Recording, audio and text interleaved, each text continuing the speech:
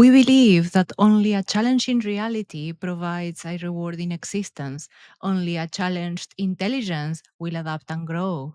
This is one of the many open questions around perception and reality explored in a modern but classic space opera.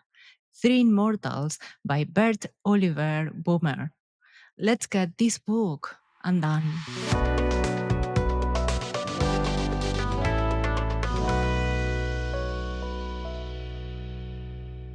Hello, everyone, and welcome to Books Undone.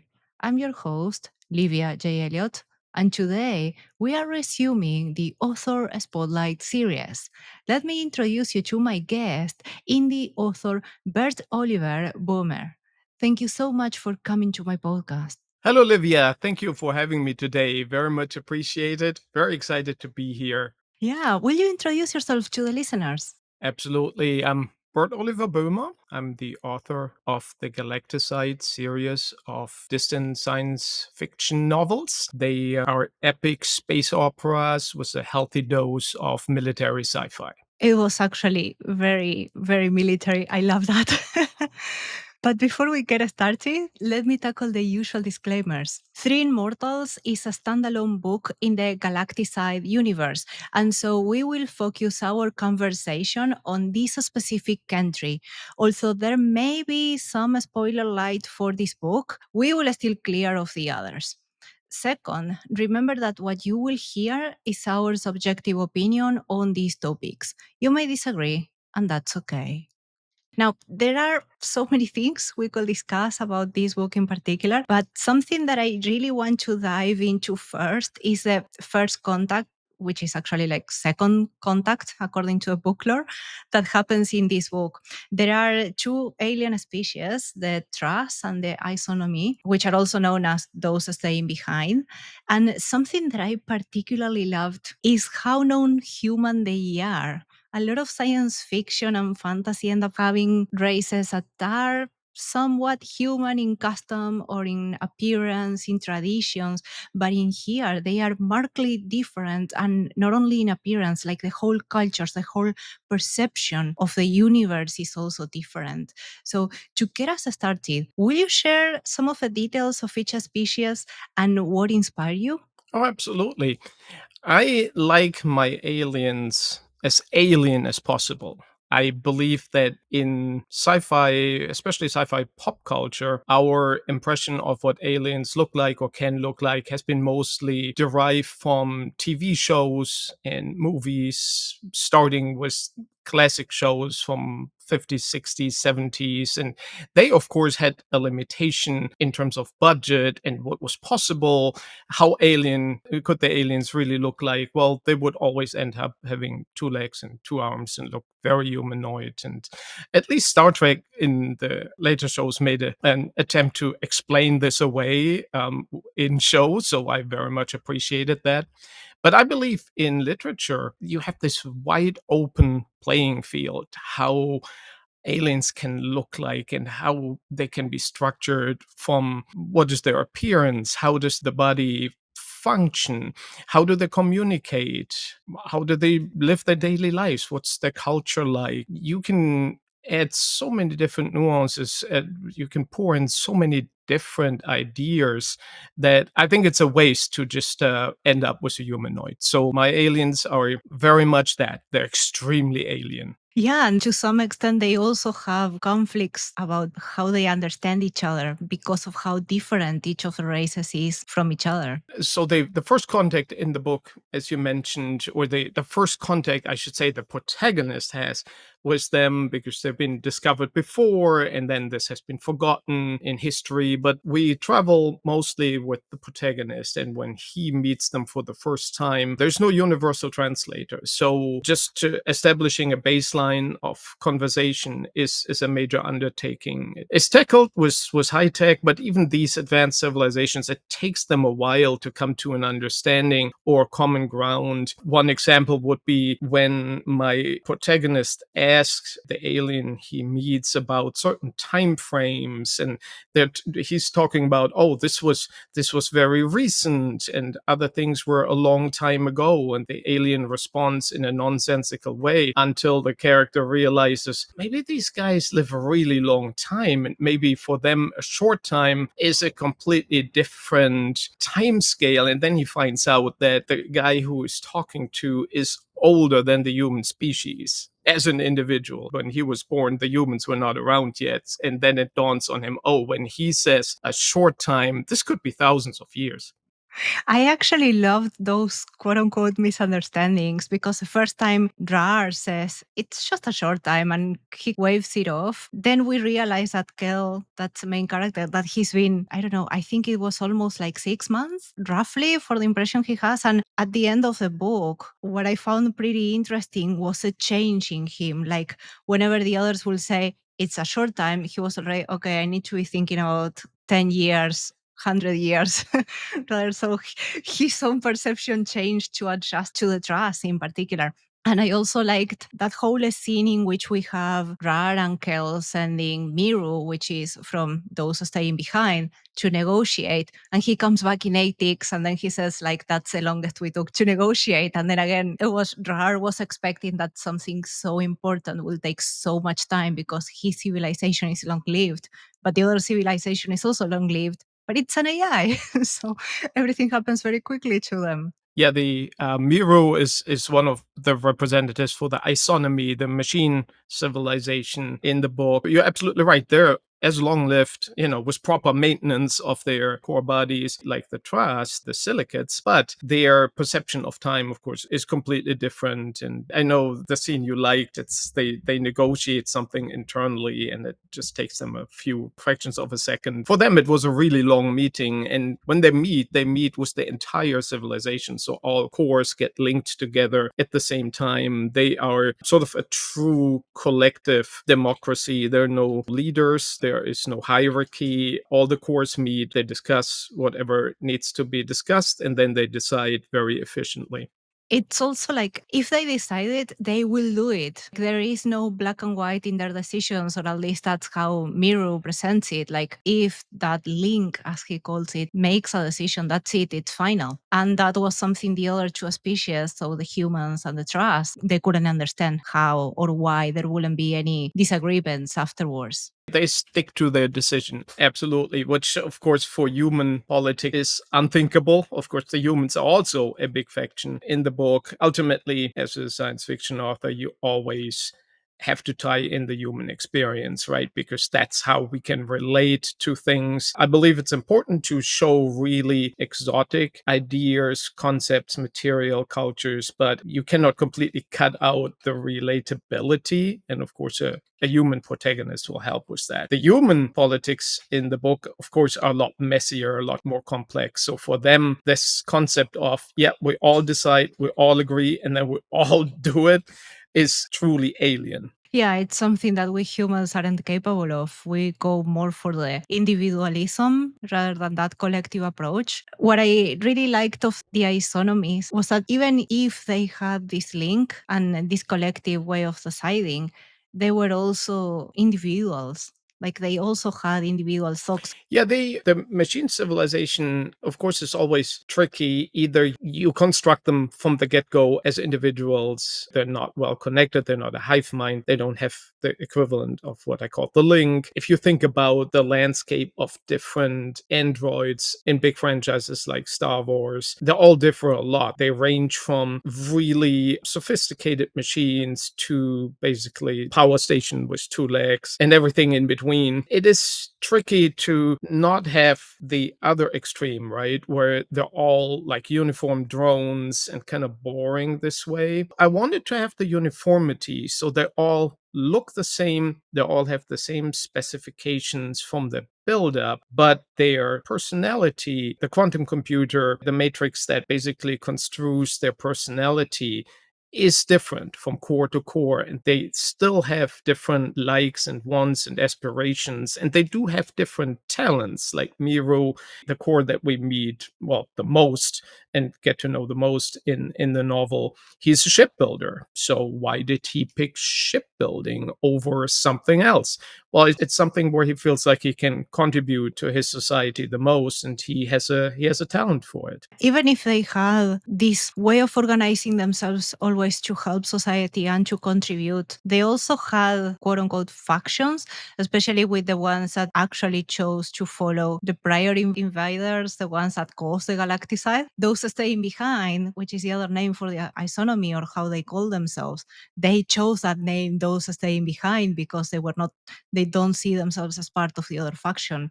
They even had like a completely different mindset. It was pretty interesting because I think almost every species tends to have factions or division among them, even though they had this link and connection and what we decide is what we do, they still had that type of disagreements. Yeah, they can disagree, and of course, what they disagreed on there was big. It really caused a schism in the civilization. Our hero Kel, he learns about this during his first contact situation, but it is history. It happened centuries ago from a human perspective, where the isonomy, the machine cores, split in two, and one chose basically slavery as a means for survival. There is an extragalactic civilization invading. They are about to destroy all of them, and they basically offer themselves as will work for you. We'll put our machine civilization to work for you, and you spare us, was the long-term plan of infiltrating those guys and turning them to their way of life, because they basically live forever. So time is always on their side. And then there is the small faction that now call themselves those staying behind, who disagree with that. So the link comes to a split decision, and there are the ones that follow the extragalactics into slavery and the ones who are staying behind. And they make a religion out of this approach. So my most religious faction in the book are the machines, and I was always fascinated by the concept of zealous machines, of algorithmic zeal and belief. I think that's just a cool thing to think about, so I wanted to write about it too. So these guys, they not only did they pick this hardship of potentially getting destroyed, then they kept on making choices collectively that would create a more and more challenging environment for them, because they got into this way of thinking that only a challenging existence is really fulfilling. And once they started going down this rabbit hole, they would almost challenge themselves out of existence. So following that religion was actually not good for their collective well-being. So they have this theological conundrum of, we destroy ourselves, but we also make a worthy life for ourselves. And for me, it makes them an interesting bunch. It was super interesting to me, especially because you also had in the book the counterpart of the humans, because humanity developed the assembly, which I want to tackle afterwards. But their whole way of thinking, or the process that they imposed in humanity, was strength through conflict.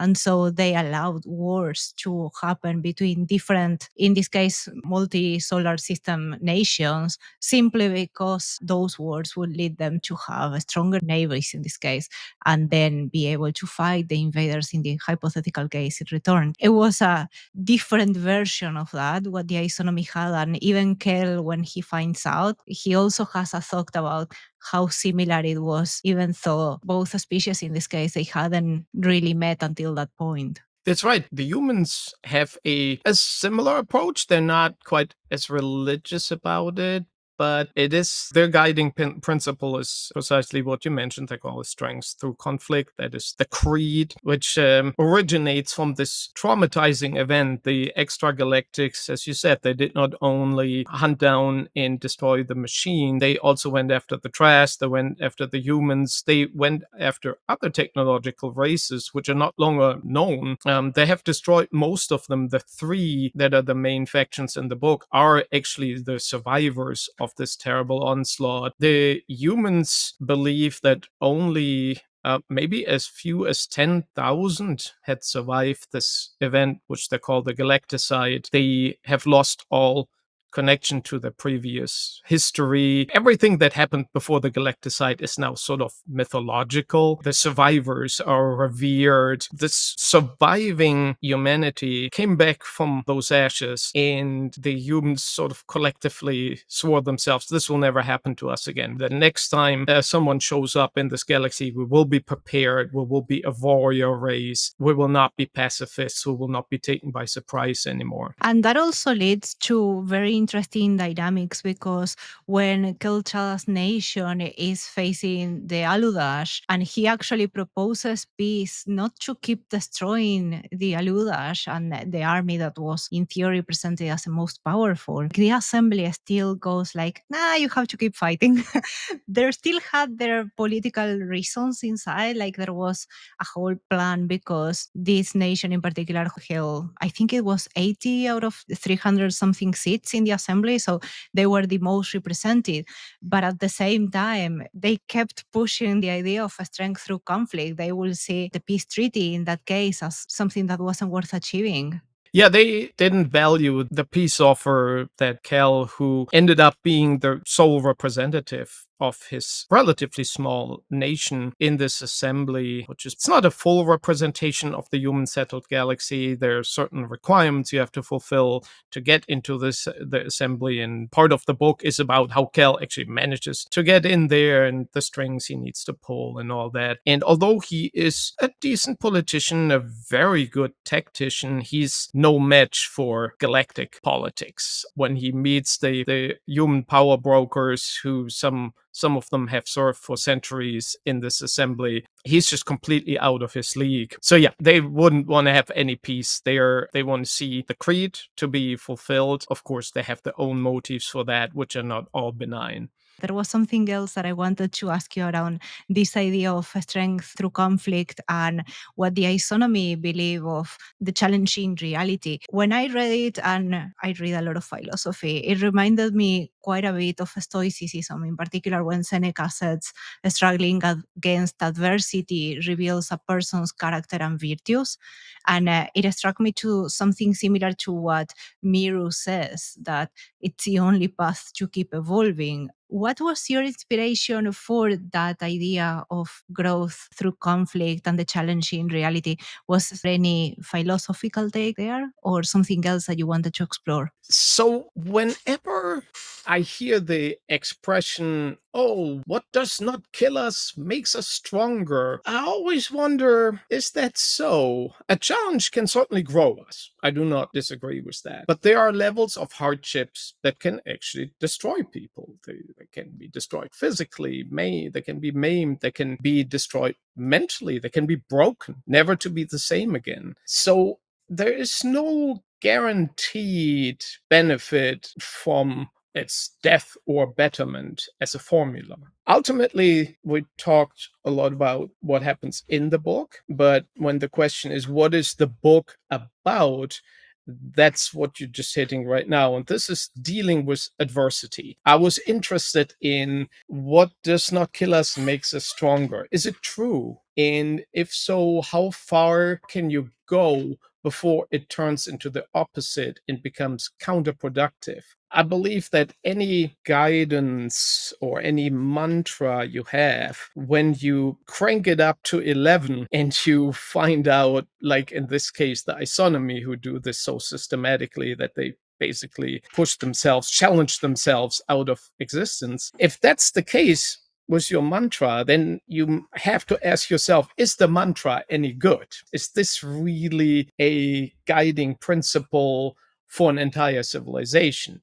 Maybe individuals can apply it for themselves in a case by case basis, but should the entire society be based on it? So these were the thoughts that were going through my head, and I was using the different factions in the book to give some nuances and some different approaches, including the one where you drive it to the extreme. There is also, I think, another question that at least the book poses, which is, yes, we can crack that mantra up to 11, as you say, but at some point it's not useful anymore. And I think that's also part of the realization that Miru, or the entire society of them go through, like the growth through the challenging reality, it helped them until that point. And after that, it was growth through an alliance. And they had to actually team up with the Trust and the humans to continue growing, because the other path was just a dead end, quite literally in that case. I think it's also very interesting how we can sometimes, as you said, stick to an idea that worked in the past but may not keep working in the current situation or in the future. The isonomy being who they were and the ability they had to think between thousands of them and think they were able to make that change very quickly, and of course with everybody agreeing, because that's what the link does. Yeah, they were close getting to what they call the adverse singularity, which is either an event or maybe even a being that will bring about their end. And there are a couple of characters in the book where they calculate this event or this person. So the end for us is near. And then, as you explained, there is the one decisive link where they think about, well, we're at the end of the extreme road, but if we don't exist anymore, then we cannot challenge us anymore. So they find a justification to want to keep on existing. And that's what they do. They didn't seem to be afraid of anything except of the singular adversity. And there was a point in which Miru thought Kel was it, and he could feel like his fear because he would think that the entire society will end.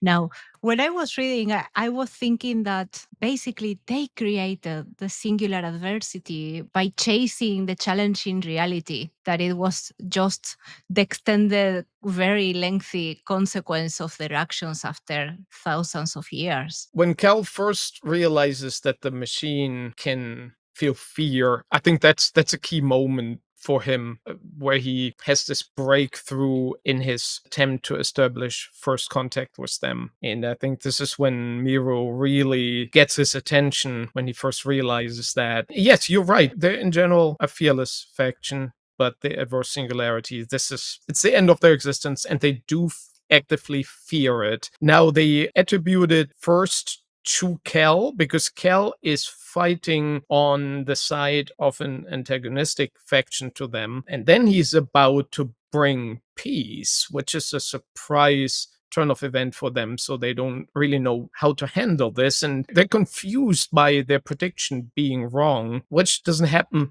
a lot, because and they have this very special perspective on how they see the world. Let's dive into that, because I had like so many questions. What the isonomy do for the listeners? It's basically a very quaint take on the concept of multiverses. As I saw it, I thought it was mind blowing and pretty unique. It's not so much as the multiverses existing and that you can travel from one to the other, but more of a perception. In this case, they can see all the paths their decisions will take. And there is a hint at some point that I caught there that it could be because I build predictive models. They are AIs, I can do it. And so the predictive models will actually show them everything that is there. And that's how they keep choosing the most challenging reality, because they know what will happen and purposefully take the hard way forward. So would you like to elaborate more on how you came up with the idea and how that paved the way for the world building around the isonomy? Oh, yeah, I'm a major nerd, so I'm interested in many nerdy things. One of them is quantum mechanics. I find quantum mechanics highly fascinating. It's a lot of misunderstandings around quantum mechanics, even people who claim for themselves, oh, yeah, physics, I have a really good handle on this, but this always seems like a really bizarre piece. There is the misconception that it's not well understood. Quantum mechanics itself is this huge block of mathematics, if you will, and it's extremely well understood, but we don't know what it means. The interpretation of the results, that's the problem, and what we've been struggling with for basically a century. And one of the interpretations that are taken more serious is the many worlds interpretation, where basically if you take a six-sided die, if you role play a d6 and you roll it, then our perception is you will get one out of the six basic possibilities. There is an interpretation of quantum mechanics that says, oh, there's this probability function. It allows for all six, but then when you look at the die rolling and it stops, it resolves into one result. Many worlds says you create six universes, and you have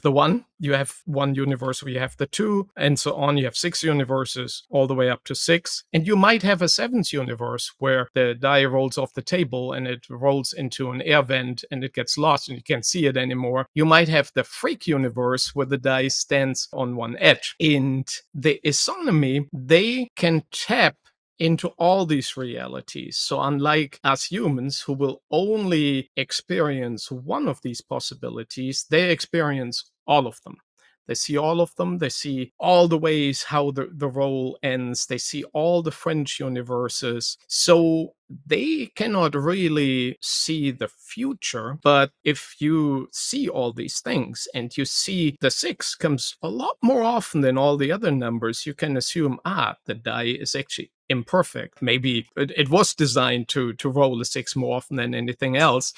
Then you see a lot more branches of realities with a six, and you can reasonably predict, well, we should put our money on the six. So this is how they perceive every single moment. And of course, it's not easy to wrap your head around it, or for us, it's probably impossible. And this is where I think this faction is the most alien to us, because they have this completely different view. They experience a completely different universe. Ours is, it is step by step, something is happening, the next thing is happening, but there is always a clarity of results. Sometimes we like it, sometimes we don't, but they see the whole bandwidth. They can make decisions based on that, and in their religious zeal, they would pick the one where the die rolls off the table and disappears. There was something very interesting that I found after finishing the book and reflecting on it. Their culture guides them towards making one type of decisions, right? They will always try to take the most difficult, the one that promises more growth. But at the end, when we have Kel, who is at that point capable of seeing these realities, there is this seemingly isolated scene in which he is with the love of his life, having an idyllic life, and suddenly he comes back from that reality. And the answer he gives to Miru and to Rar is that he didn't like who he was in that other reality because he didn't have the experiences and the suffering and everything that he had been through. I thought it was a very interesting reflection on how the path that we walk through changes our identity, but our identity at the same time help guide us towards one specific path. It's not one or the other, both feed into the same thing. But I found that reflection fascinating. Thank you. And Kel, like so many of the other characters, I put them through the ringer quite a bit. They don't necessarily always have a great time in the book. Things are certainly not easy for them. Kel comes out of it stronger. So for him, the experience actually does grow him. He is able to appreciate the point of view and even the creed, which he originally shunned, more. And so he gets a little bit closer to this point of view, and he would not want to forego all the experiences that he had with his newfound friends, with his newfound allies, and the abilities and experiences he picked up on the way for an easy life in a beach house. Yeah, and in that sense, even though at the start of the book he reneged of the concept of strength through conflict, he ended up growing through it, and he ended up realizing that he had grown. It was like the easy way out, like he could have had that easy way out, but at the end he chose to stay. And to me, that decision took even more strength on his side, like that actually showcased his growth, because through the book, we have a few instances of him having to escape, especially when he has to leave the assembly. You could say that he, quote unquote, takes a easy way out and escapes, even though it doesn't end up being the easy way out. From the information he had, it was. And at the end, I thought it was the best way to show he had changed, that everything he went through actually made him stronger. Yeah, he, in his early time in the book, he's not always a hero. Many times he's actually not, and he takes an easy way out. He is fascinated by the new levels of power that he gains through his rise through the ranks because he, as a citizen soldier in a conflict, he is basically at the right time, at the right place. Yes, he's a clever tactician, so his unit not only survives a tricky battle, but comes out on top, and it ends up winning this faction the war, and he's a war hero, celebrated, and it all gets a little bit to his head. And then when he manages to now all of a sudden sit at the table with the big boys of the Galactic Assembly, he very much feels like, oh, I've arrived at the real seat of power. And yeah, he likes it. In when the first big challenges appear, he saves his hide and runs. So yeah, he's not always heroic, but he grows, and eventually I believe he gets there. Yeah, he does. And going back a bit, something that we didn't mention is that he actually acquires the ability to see through all of the realities because of nanocells he gets very early in the book, and then they start developing. And that basically allows him to see all of the realities so that Miru tells him that he actually saw the world as the isonomy did. And it's the same way in which Rar chose to keep him because they saw that they had something in common. I found it fascinating how they also tried to find a bit of relatability with each other to start a connection, and from there try to study each other. Cal basically only survives the first contact. You're absolutely right, because there is this commonality. The silicate aliens, the Trask, they are not necessarily a friendly race. They're actually quite fearsome. They have, at some point, they'll wage war against the isonomy. There are lots of border conflicts with the humans. So they're not an easy race to get along with. And yeah, the only reason why Cal survives the first contact is because they have this commonality, which he picked up basically through sheer luck. I like mythology a lot. I like to study history. I like to study things that turn from this is a description of real events. It gets distorted over the distance of time and being told and retold. And I wanted to have some of this in my book. And there are these mythologies about these ancient technologies that the humans have used to survive. And there some believe they're alien in origin. Others believe that the aliens and the humans fought the extragalactic invaders in the past. Others don't think that. Others even think the aliens do not exist. So there's this broad spectrum of what humans actually believe. So following Kel, the reader has this development of first being introduced to the mythology, but then learning what is the actual historical background of it. And I personally like these eye-opening things about history. So it's certainly something as a feeling for the reader that I wanted to convey and build into the book at different points. I think something that you did pretty well that I have seen on very few books is that not everybody has a whole story of history.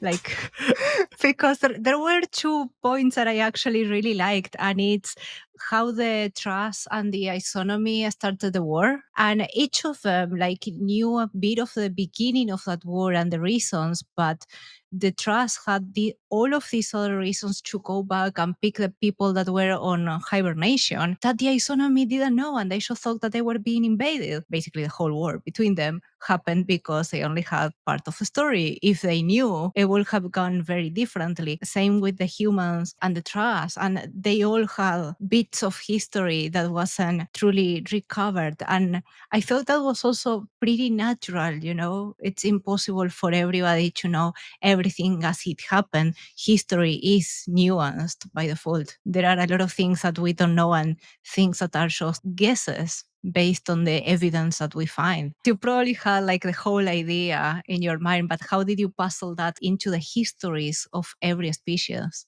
I know most of the stuff, but yeah, I needed to distribute it between the factions and the characters. It is, I think, in terms of world building, very over engineered. There is a lot that actually never really made it into the book. So I like this kind of stuff. So I go deep and wide at the same time, and I develop about 2,500 Earth years worth of historic events, develop different languages, and different things and events are referred to differently from the different perspectives of factions. Nobody knows everything everything. There are certain factions in certain individuals who have acquired a lot of knowledge. Kel is not one of them. Kel is not an uneducated man by any means, but he has sort of the standard textbook human knowledge of the galaxy, and that's the starting point for the reader.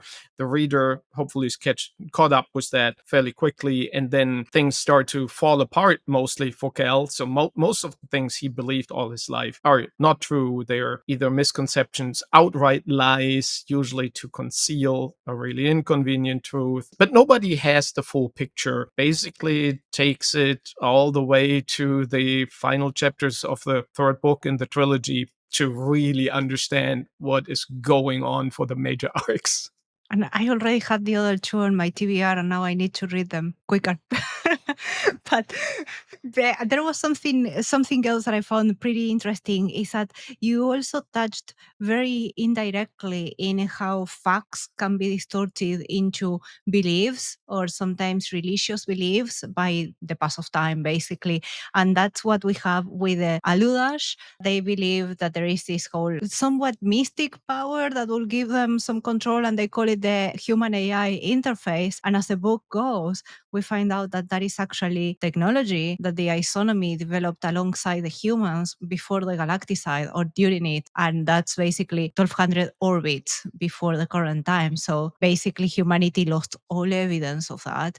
And there are now people within the Aludash that they believe that this is just like a myth and nothing else. Yes, I had great pleasure when I designed the world to misname certain things. The human AI interface is anything but an interface between human and AI. It's a complete misunderstanding by the characters and factions in the book what it's truly about. But we have examples of this in our real world where we just completely misunderstand certain things through history. Usually, if we're certain about history, it means that we found only one source. That's all we know, right? And that's why we're certain. And then we find the second one, and it's like, oh, in this letter, it's described very differently. And the more sources we have, the more nuanced the picture usually gets. So I wanted to recreate some of this where this cataclysmic event of the Galacticide, everybody is fairly certain when it happened that it was not just a singular attack, but a series of attacks over the course of almost 25 Earth years or longer. It happened everywhere in the galaxy, and that everybody suffered from it, that extragalactics that didn't have favorites. They tried to eradicate everyone. It's completely unclear why. Everybody has their lore and ideas about it, but that's sort of a centralized event everybody can agree on. But how things evolve after that has really been lost, or many times it has also been manipulated for political gain or to obfuscate certain things that are not pleasant to think about. That also goes back to the dichotomy that the assembly presents. On the one hand, they seem to favor or to appear as the guardians of history by claiming the honored ruins and the honored remains of everything that happened during the Galacticide. And they identify them through processes that are pretty unclear. At least in this book, it appears to be only a group of people that can certify that these are honored remains.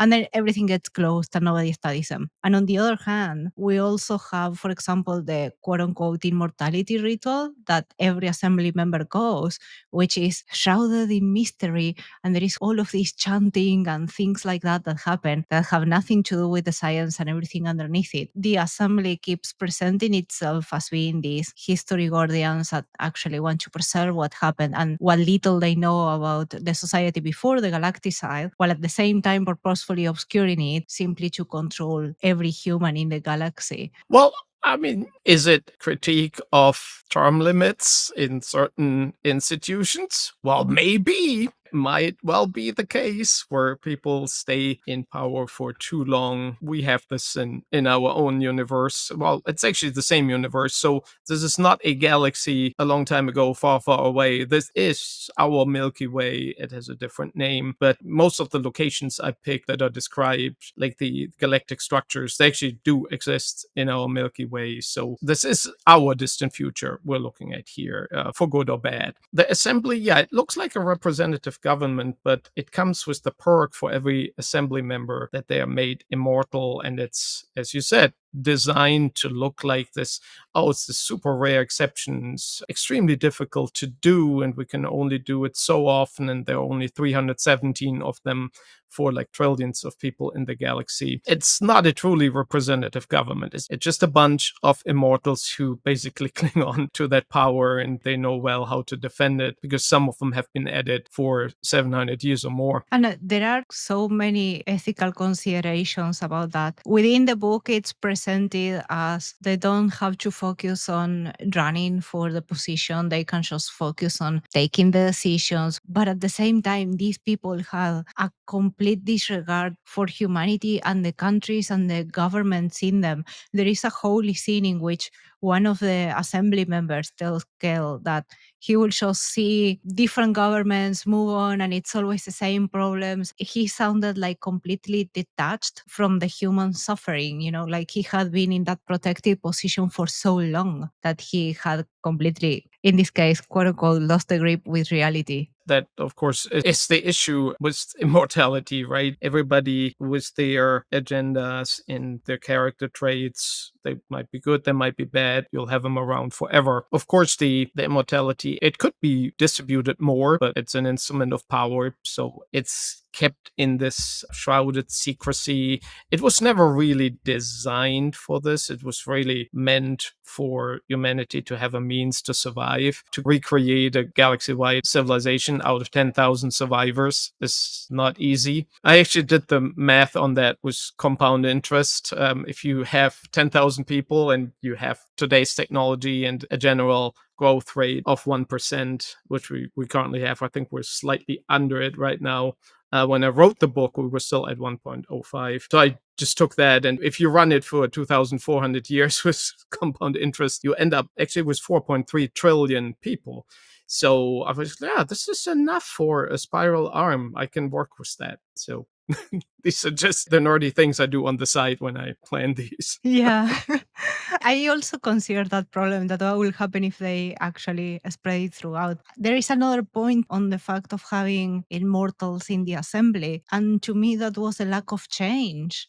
Because if you have always the same people thinking in the same way, regardless of whether they are corrupt or not, it's just the same decisions over and over, and there is no change. Exactly. They proclaim it as, well, this is the most stable government we ever had. We don't have to run for re-election. There's no way to bribe us. We're rich, we're immortal. There's nothing else we desire. So it's the perfect government. But of course, stability is just the benign form of stagnation, if you will. And this is why when Cal joins this club as a newcomer, what makes him so dangerous? He had a new vision, a new idea. Yeah, he just comes in with some new ideas. And it's like, well, maybe we could just push through a peace treaty and not have this nation which I represent destroy. How about that? They don't even understand what he's talking about. So yeah, it makes him dangerous, and this is why he has to go. And the scene you talked about where he is clued in by the older politician, for him, this is I think the single most eye-opening scene in the entire book, where he comes in with, this is all I know about the galaxy and the world and history. And 5 minutes later, he's a broken man and his entire world is shattered. And he thinks it can get worse from there. Of course, that's about 1/3 into the book. It gets a lot worse from there. Yeah, but it's also, I think, because the immortals on the assembly, they seldom speak with the public. They are very isolated. And it seemed to me, even from the start, like he has some conversations. I think it's with Amma, another character in the book. And they seem to sort of revere these assembly members. They consider them to be something pretty different. And then he goes and has this conversation, and he may just have realized that they are the same type of person that you have everywhere, the same type of corruption. Perhaps a being that was less honorable than what he had imagined. And that also creates some conflict for him. Yeah, the assembly members often portray themselves as direct ancestors of the mythological honored. The honored, just to explain the term, are basically all humans that survived the Galacticide. So billions, trillions died, 10,000 survived. These people must have been special in the view of the contemporary humans by the time we meet Cal for the first time. And they're just called collectively the honored. And everything they touched, everything they lived. If they lived in a house, it's an honored ruin. If that house was on a specific planet or colony, it's honored ground. Everything they touch is like a holy relic. Out of some of those, the earliest assembly members recruited out of their direct ancestors. So they take this mantle of mythology wisdom and they wear it as this magic cape of, yeah, we are the chosen ones. We survived the Galacticide. We gave you the first guidance. We rebuilt humanity, and you're welcome. We're still here and keep on doing that. I think it's also that type of presentation that makes them unchallengeable. It's exactly what they wanted because they are untouchable. People don't even have the idea that they could do anything to remove them. I think there is also something else that I wanted to discuss around the assembly and the ethics of it. The whole ritual that they use to become immortals, it's actually they ingest a gut bacteria. I thought that was genius.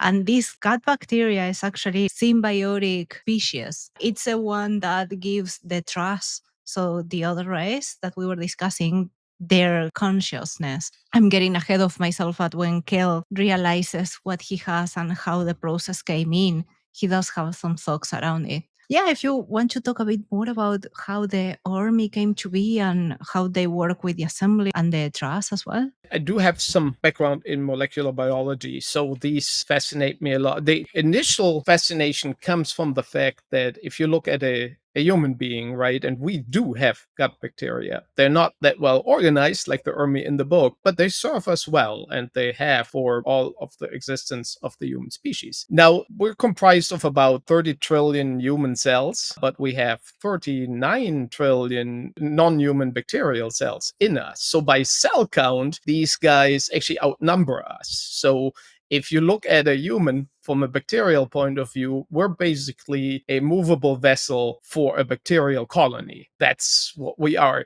So my idea there was like, what if these guys organize? There's so many of them. What if they create a network that can create sentience? What if it can create sapience? What if it becomes so complex, like a brain that sits in symbiotic animals, and it can be a trust, it can be a human digestive tract, and it lives off whatever is digested, but it also provides a use. So it provides these immense healing abilities that the humans utilize to become relatively immortal. So it's not, when we talk about immortality in the book, it's relative immortality.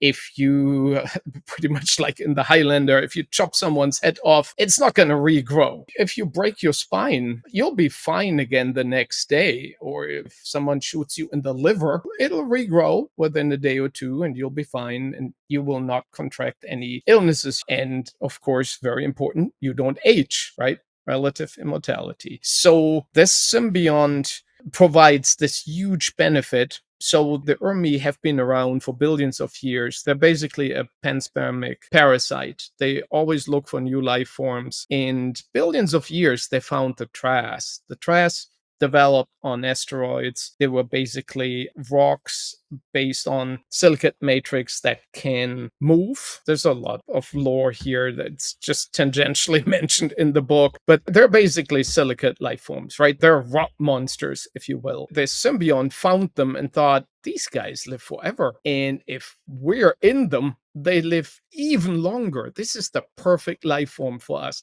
These are almost unbreakable. They're large. They're very sturdy. So they became one with the Trass. Now, the Trass were barely sentient. So the Urmi became their brains. They became their personality. So when in the book Kel talks to Atras, he doesn't really talk to the rock alien. He really talks to the intelligent gut bacteria. And there is a very interesting scene in there in which they realize that they communicate through telepathy, and his communication grows from speaking to them to actually feeling them afterwards and communicating with that or mind speech, if you will. And he realizes that there is so much more. They are this collective that can actually feel what the other feels and perceive themselves as a whole. Like even when they are in the spaceships, they don't use communication. They just talk to each other from their minds. Yes, they are a hive mind. Within science fiction is not new, but I thought they were the perfect faction to use it with, and it would play also really well with the symbiont idea of you never know who you're going to infect, right? How they're going to communicate, is it efficient or not? So the Ermi are independent from the species or interspecies communication. They can connect via telepathy, and this is how they speak. Now, Kel got into the assembly and he got this new benefit of getting these somewhat bastardized Ermi cells to make him immortal. So he has this fresh sort of chaotic Ermi that the Tras pick up on. And it's like, he's not really one of us, but he sounds like one of us. He has this Ermi thought. So this is why they don't kill him outright and keep him around for study. And this is how the first contact is facilitated. But it takes them months to get there. So it's not a very quick relationship to build. It grows over time. One of the Tras leaders who meet Kel the first time just being curious about this human who can speak like a Tras. Curiosity will always take us farther than just smashing things with a fist, which is what humanity has done most of the time. I love that optimistic take that there was in the book. Whenever there was curiosity, there was an alliance and there was growth, and the characters kept moving forward rather than being stagnated, basically. And going back to the army relationship, there is a moment in the book in which Rar, which is one of the quote unquote royalty for the trust, he explains that the youngster from the trust, they may not have the army developed yet, and they may be just the trust without the mind.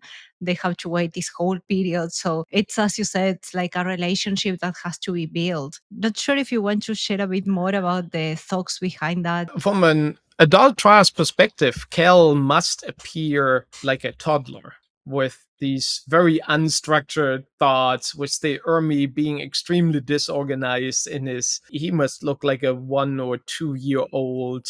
But of course, he's in a human shell. The Tras are not used to that. The Tras, for a long time, have not met a human. Well, for them, a short time, I guess. For us humans, a long time.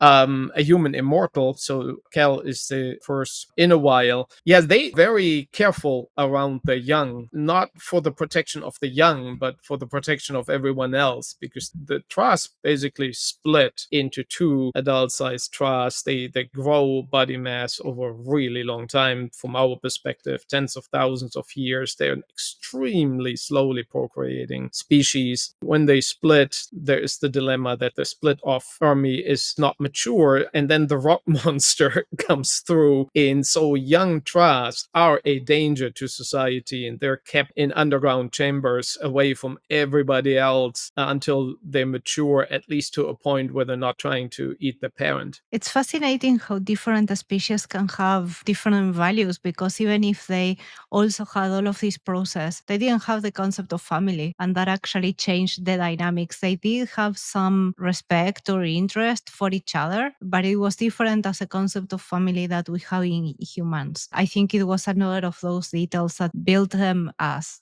non-human and very alien. I really like that. Circling back to what we mentioned before with the assembly actually using the army to become immortals, I thought like they were literally just using this crippled, toned down version of them for their own purposes. That opens the door for so many ethical questions, like whether you can use them or not that way, because the army are, at the end of the day, a sentient species. Whether the humans on the assembly know it or not, that's something that Kel doesn't know in the book, and therefore the reader doesn't really know. Not sure what are your thoughts on that, or your intention when you created that conundrum. That is a conundrum to be revisited outside of the first book. So that is a lingering issue that you picked up on that is not resolved in the first book. But it will eventually. Oh my. Another reason to keep reading the series. Okay. And since I promised no spoilers on the other books, yeah, I won't prod you with answers on that topic, but I found it like a very interesting detail there.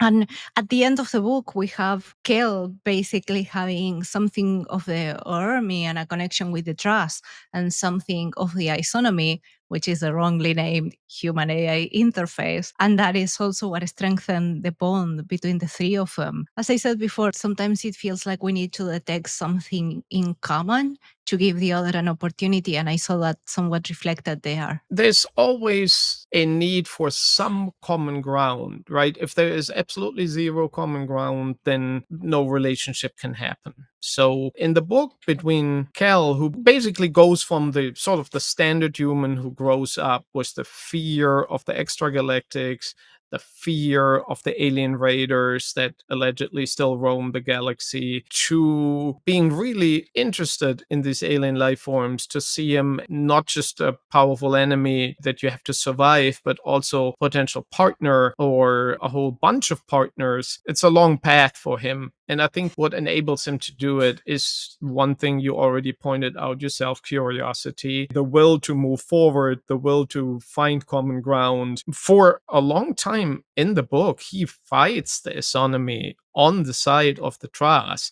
So when he is forced to leave the assembly and he has to leave humanity behind for basically his own sins, what they use against him, this is stuff that he makes mistakes and he has to pay a heavy price. And part of the price he pays is that he has to live in exile, and he feels there's only one thing I'm really good at, and I'm a really good tactician. I'm good at war. So he goes to war for the Tras. And now they're big rock monsters, and you wonder why would they need a human? Well, they don't use him, of course, as a soldier on the ground, but they use his expertise for space battles. So there are a couple of space encounters in the book, ranging from small encounters all the way to large epic battles. He's really in his element there. And the Tras, who are not really a warrior race, but they're very honorable. What can you contribute to the collective kind of people? And he contributes quite a bit through his deeds, so they respect him quite a bit. And then he meets the Isonomy, his former enemies, but he also forms an alliance with them. So in the end, it feels like, is immortality his superpower? Is multi-awareness his superpower? Or is his ability to create alliances his superpower? That's something else, because even though he fails at doing this peace treaty between his own nation, which was a nominate, and Aludash, at the end he tries again. Like, it's like he didn't learn the lesson about galactic politics, and there he goes again. And the second time he succeeds. I really like it because it was like his nature. Didn't matter what will happen, how many years, because he literally spends like 22 orbits fighting for the trust as a leader there, and he still goes for the option of peace as soon as he can grab it. So his wartime leader years, in a way, they're very focused, right? So if there's war, and initially they don't let him do much, he's basically a consultant, but he rises through the ranks because of his abilities and the victories he brings in. And at the end of this, we meet him again after a break in the book where we fast forward the narrative. He leads his own attack fleet, he commands his own battle cruiser. So he's highly respected for his ability to wage war. And in a way, that's an easy time for him because there's this one singular goal and he works towards it and he's really good at it. But as soon as there is a fork in the road that presents itself when they take the first ever Isonomy prisoner, something that never really happens because the Tras really don't take prisoners. The Isonomy usually dominated the battle, so they never really lost any cores to the Tras. So it was the first time it happens. And then there is this, all of a sudden, this brand new opportunity for him to not kill this prisoner, to understand this prisoner and work with him towards a new reality. And yep, he's really the master of alliances. I think ultimately that is what his real strength is. I think he doesn't realize until the end of the book. He keeps trying to fight his nature, he keeps trying to be something else until that point in which he realizes how much he has grown and chooses to stay in one particular reality. But circling back to what you were mentioning about him acting as a strategist of sorts for the Trust, something that I found very interesting was that the Trust will say that both the humans and the Isonomy, they quote unquote fought fast. And that was simply because the Trust trust being so long lived, they have no reason to innovate, or they did it in a very slow pace. Even their battles, they were just, let's see what happens, like purely defensive formations. And the AI, they had like so many strategies to go against that. When Kale arrives, he basically starts innovating. Oh yeah, when the first time he gives any input, he is still a prisoner at that point, and he sees himself going down with the ship. Basically, he's a prisoner on a ship being attacked, on a ship that's being dismantled by the Isonomy. Basically, acts out of instinct. Guys, you should really do this and that. You need to adapt your tactics. You have to do this. Well, we've never done it this way. Well, then do it. Well, it doesn't make sense. Well, but the machines will not expect that. They will not expect, after hundreds of years of warfare, that you do something out of the ordinary, that you would perform this kind of maneuver. And of course, it works. The Isonomy, in their predictive model, this is a French reality, which they would not consider. So they fall for it. And then he keeps on innovating. He keeps on having one new strategy after the next. And this is how he turns the war effort around. And that's a funny bit. Like he had to keep innovating because isonomy, being AI, will adopt to any strategy. And towards the end of the book, they actually imitate one of his strategies against the humans. And in a play, like, and he goes, there is this funny scene in which he sees what they are doing and he says, like, wait, I did this before. And they were literally replaying his own battles. And one of the cores, I believe, makes a remark like, "Oh yes, this was encounter," and they have a number for it. They have it in catalogs, and they have this database of the maneuvers that he had invented. And the core, of course, knows exactly when the battle was, the skirmish of such and such, and he has all the data. And goes like, "Wow, these guys are stealing my ideas." Of course they are. If they've beaten with it once, they will adopt it immediately. That was also why the trusts were failing. They were always doing the same, which I think goes back to the idea of if you live long enough, there is a very fine line between stability and stagnation. Yes, and in terms of military readiness, I think they were certainly past their prime. The Tras only survive through pure grit. They're not easy to destroy, even if a Tras spaceship gets ripped apart and this Tras float into space. They can survive in space without any additional means for some time before they can get rescued and picked up again. So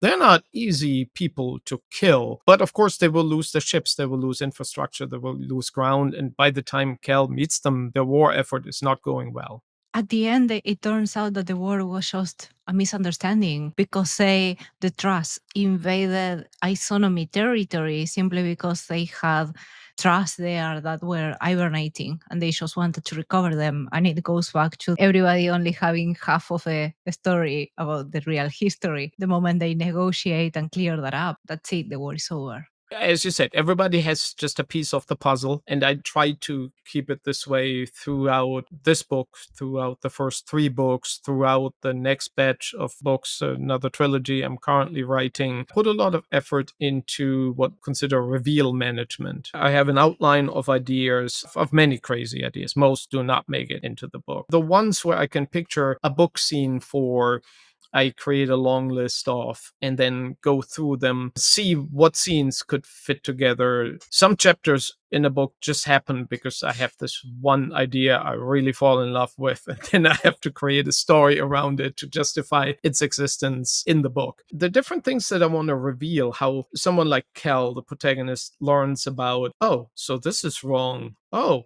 these aliens are still around. Oh, these guys do not exist anymore. Oh, what I learned about the Galacticide is wrong. I stagger them in a way that there's like a small reveal, small hint, small reveal, big reveal, and there's a little bit of a breather after that, so that the reveals come in a way that there is a sort of a constant learning curve. There's always something new to react to, and reveal is not always a good thing. Sometimes it can be, oh my god, how do we react to this? So not every reveal is a positive. Sometimes they find out things that they wish that they hadn't. Yeah, and that's the price of knowledge, right? Sometimes ignorance is always going to be easier in some cases, especially around history, and especially after believing the wrong thing about history for so long. On that note, there was something else that I wanted to discuss with you. You mentioned that the book is actually set in the Milky Way. I didn't realize that during the book. And I think that you did a great job at actually using names that are not very human as we know them now. This is not a near future story, and it's definitely not mid future, say 1,000 years in the future. It's very far future, and it felt like a completely different galaxy. Do you want to dive a bit more into the etymology of the names, how you assemble them, how you created those?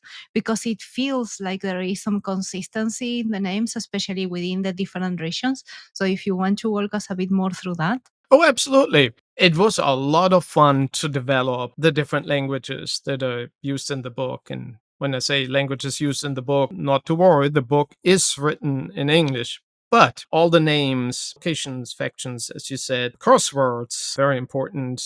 They're all in the different languages associated with the faction. So every faction has one or several languages. The humans have two major ones, Old and New Galactic. The aliens, of course, have their language. Even the ones that use telepathy have a way of structuring their thoughts that can then be translated into language the humans can hear.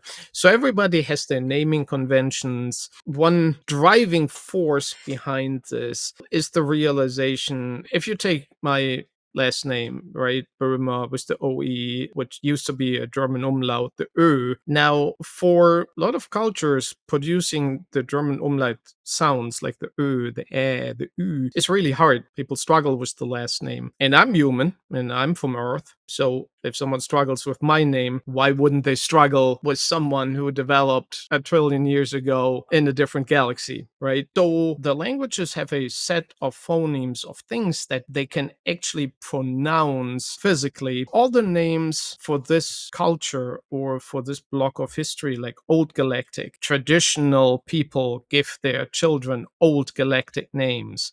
People who want to impress with being important give their children Old Galactic names, and they have Old Galactic family names. Newer colonists have New Galactic names. So these are all the names are based on the phonemes these people can produce. So I was hoping to have a consistency between, if you look at the name, this is Old Galactic, this is someone old school, or this is a high ranking person, versus someone who is from a newer planetary system. And of course, I do that for the aliens as well. The price you pay is that some of the names, the main characters all have shorter names, easier to pronounce. The less important characters sometimes have fairly daunting names. That came across with the assembly members. They always had 2, 3, or 4 syllables in the name and 2, 3, 4 names sometimes. It gave that feeling of being more important. Yeah, like old nobility, where you have pretty much your entire ancestral history as a first name collection. They do that too. And they have a lot of unpronounceables. They have a lot of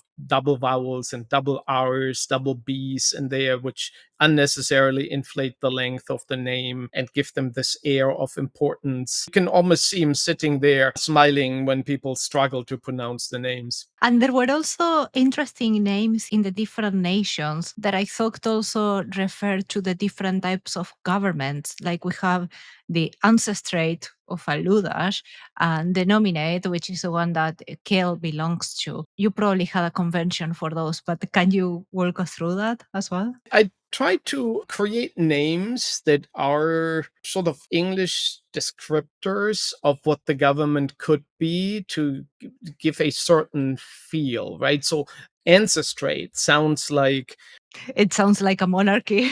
yeah, yeah, a monarchy is something that is based on who's my ancestor, right? The ancestry of the ruling class is of utmost importance, and of course, Aludesh even has a religion based on ancestry. They believe they can trace themselves back to the first people who are mentioned, not fully fleshed out, so we can think of them. Are they referring back all the way to Earth, to us, or who are the first people? So it's is yet another mystery not resolved in the first book. So the answer straight is clearly this is like a very traditional society. The nominate, well, from to nominate, right? So there are councils in this system. It's not a full democracy. It's more like people by merit make it into like a city council. If someone has good ideas within the small communities, he goes into the city council. And within the city council, one person is nominated to like the next higher council of the region, and then is nominated to the next higher council of the continent, who is then nominated to the main council and then becomes the first councillor.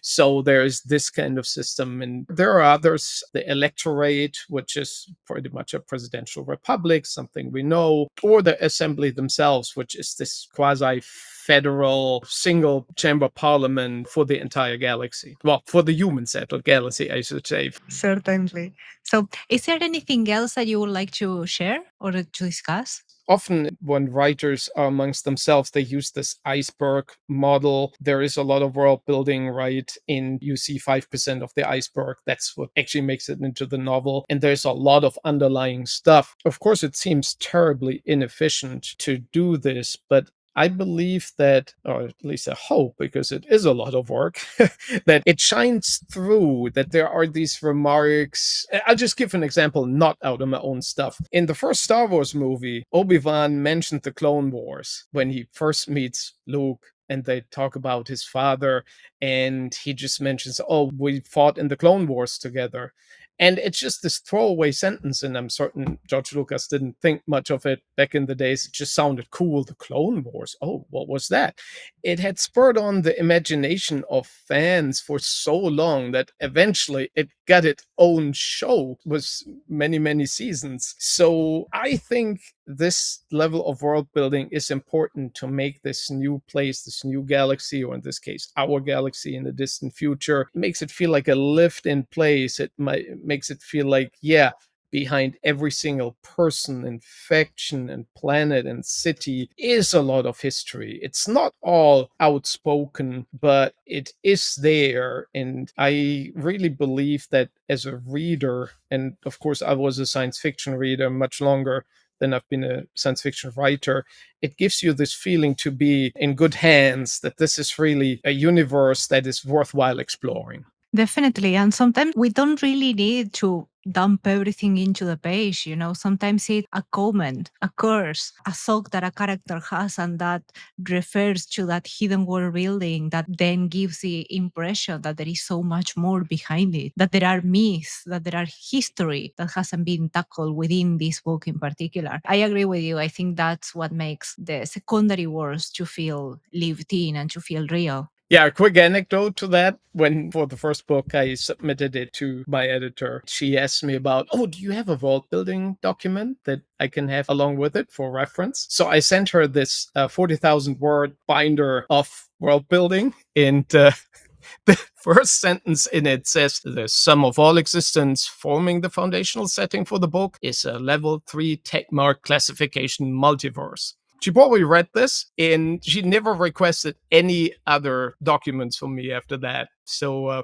it's a lot of world building went into it. The benefit I can reap from it, and the reader too, is that there is a lot of continuity for the following books. So I personally don't like cliffhangers, so the books don't end on a cliffhanger. They wrap up the main story arc. All three of them have their own story arc that finds a hopefully satisfying ending. But there are themes and larger story arcs that are going through the entire trilogy, or might even weave into the second trilogy I'm writing right now. I think I know which small open detail that you are referring, and I was just like, that's it. I have to read the next one after I saw that. So yeah, it worked as intended. Excellent. I'm glad Worked to as hear that. intended. Super. And on that note, thank you so much for joining me on this episode, Bert-Oliver. Can you share any details about your upcoming releases, where to find you, where to find your books, anything you want to share? The upcoming releases don't have fixed dates yet. As I mentioned earlier, I'm writing a new trilogy. So, some point, hopefully soon, there will be 6 books in total. The first 3, you can look up all details about them either on my author website, which is www.galacticide.com, or you find all of them on Amazon, either as paper, print, ebooks, Kindle ebooks, or audiobooks. Excellent. And that said, if you like this episode, please rate the podcast, like, and subscribe to it.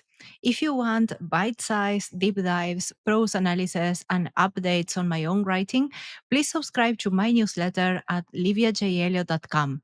As a bonus for subscribing, you will get the free ebook of my novella titled The Genesis of Change. It is not sci fi, but it is centered around a discussion on struggle and it features a magic system based on philosophy. You may like it. I will leave a link to subscribe to my newsletter as well as those for Bert-Oliver Boehmer's website on the episode's description. Thanks for listening and happy reading.